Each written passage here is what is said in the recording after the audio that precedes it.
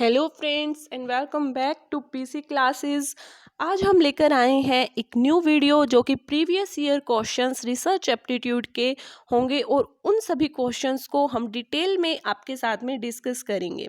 Okay friends, ऐसे ही आने वाली वीडियोस में हम सभी यूनिट्स के जो क्वेश्चन है दिसंबर 2019 अटेम्प्ट में आए हुए वो सभी आपके साथ में डिस्कस करेंगे और ईच पार्ट में हमारे 5 क्वेश्चन होंगे।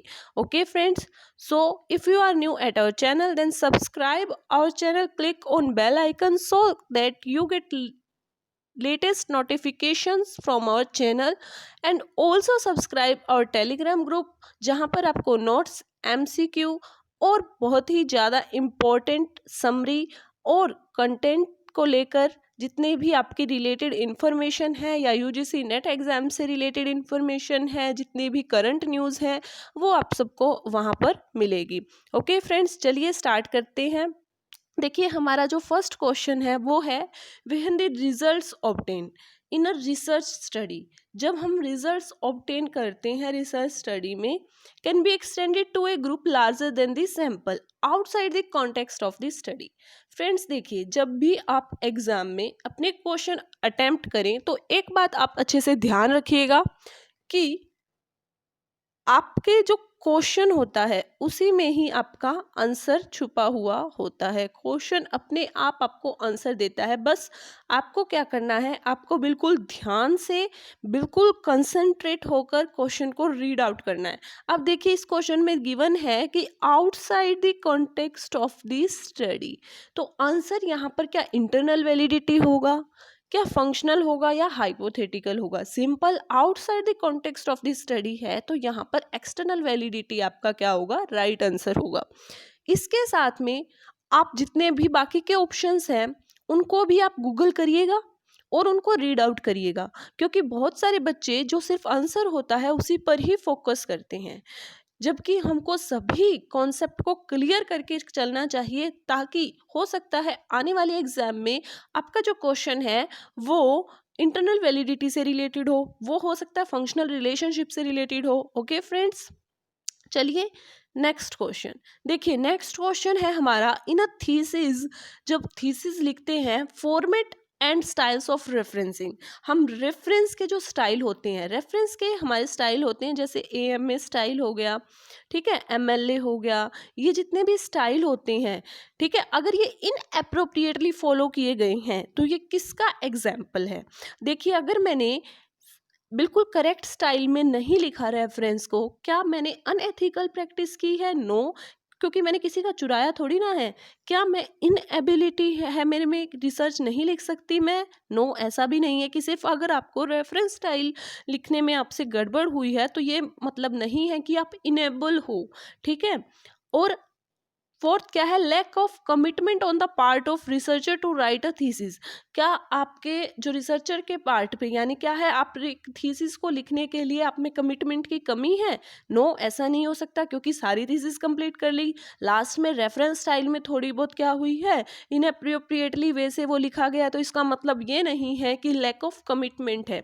तो यहाँ पर आपका राइट आंसर है वो क्या है, टेक्निकली लैप्स है ना, टेक्निकली लैप्स है on the part of the researcher. तो यहाँ पर आपका ऑप्शन फर्स्ट है वो क्या हो जाता है, आपका right answer. Hope you will get it.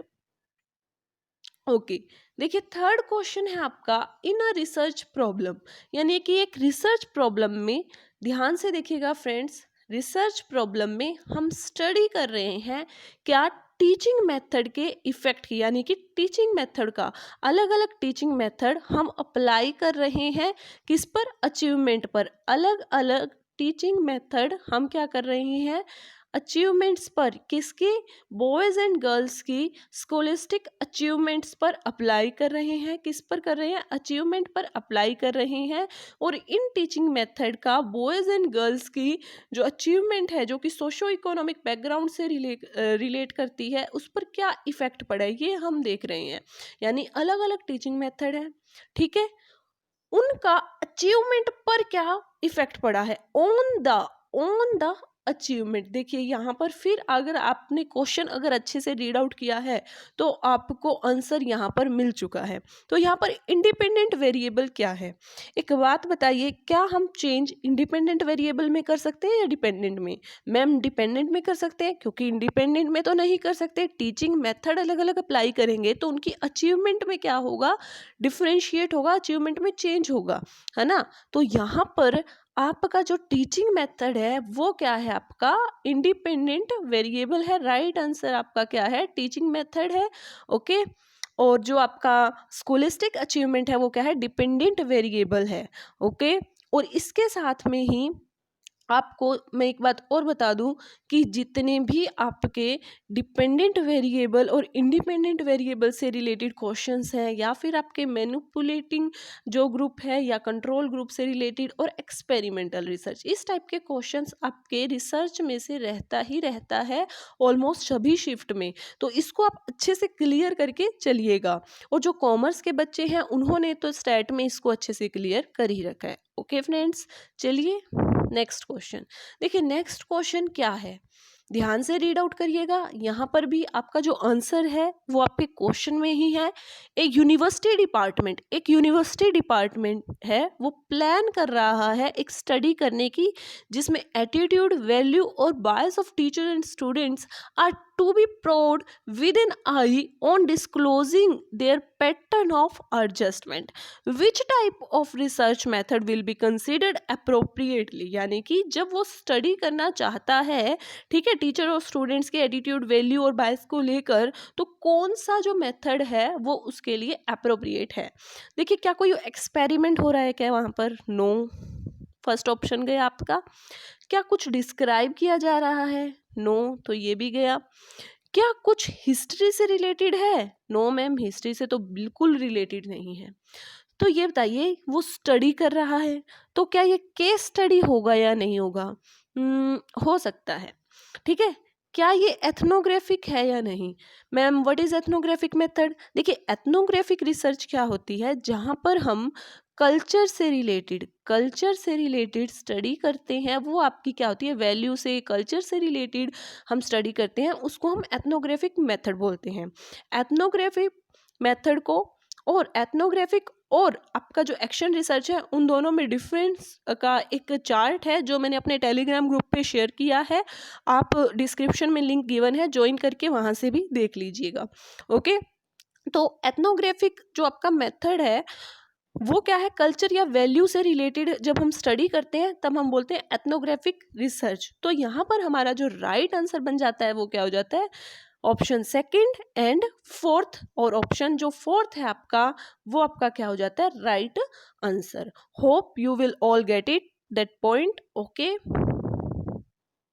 So last question, देखिए हमारा लास्ट क्वेश्चन है वो क्या है, लास्ट क्वेश्चन है बहुत इम्पोर्टेंट। आपका जो कॉन्सेप्ट है, very very important concept, scale से रिलेटेड। देखिए स्केल का एक चार्ट है, ठीक है, और ये स्केल का जो चार्ट है वो आपको चारों स्केल, उनके करेक्टरिस्टिक्स, उनके फीचर्स अच्छे से स्टडी करने हैं।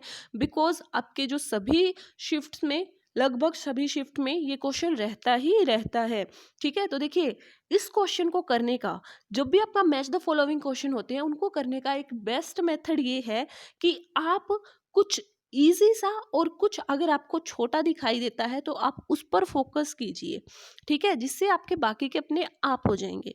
ओके। देखिए अब यहाँ पर ऑर्डिनल जो स्केल है, ऑर्डिनल नाम से ही दिख रहा है कि क्लासिफिकेशन एंड ऑर्डर, तो ऑर्डर बाकियों में तो नहीं आएगा, ऑर्डिनल में ही आएगा।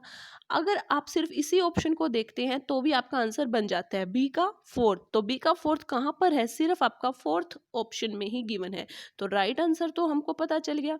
बट अभी बाकी के जो ऑप्शंस हैं उनको भी देख लेते हैं। देखिए नॉमिनल में सिर्फ हम क्लासिफिकेशन कर सकते हैं, तो अपना जो ए ऑप्शन है उसका क्या है, 3। इंटरवल और रेशियो में जैसे जैसे लेवल अप होता है इनका, लेवल ऑफ मेजरमेंट का, नॉमिनल, ऑर्डिनल, इंटरवल, रेशियो, वैसे वैसे इनके जो फीचर्स हैं वो भी ऐड ऑन होते रहते हैं। तो इंटरवल में तो सिर्फ हम क्लासिफिकेशन भी कर सकते हैं, ऑर्डर भी है। देखिए नॉमिनल में तो सिर्फ क्लासिफिकेशन है, ऑर्डिनल में क्लासिफिकेशन प्लस ऑर्डर है, इंटरवल में क्लासिफिकेशन है प्लस ऑर्डर है प्लस इक्वल यूनिट्स है। तो वैसे वैसे लेवल अप होता जा रहा है।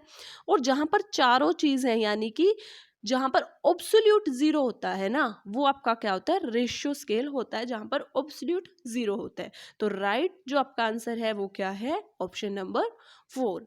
ओके फ्रेंड्स, आई थिंक आपको सभी कॉन्सेप्ट हैं वो इन 5 क्वेश्चन के साथ में अच्छे से डिस्कस हमने आपके साथ में की है। और हमने जो कॉन्सेप्ट आपके साथ में डिस्कस की है, आई थिंक आप सभी उसको अच्छे से अंडरस्टैंड कर पाए हैं। Okay, so that's all for today. अगर आपको वीडियो अच्छी लगी है और क्वेश्चन समझ में आए हैं, then please like, share and subscribe our channel so that you get benefit of our all videos fastly, and join our telegram group जिसका लिंक डिस्क्रिप्शन में given है। Thank you so much friends.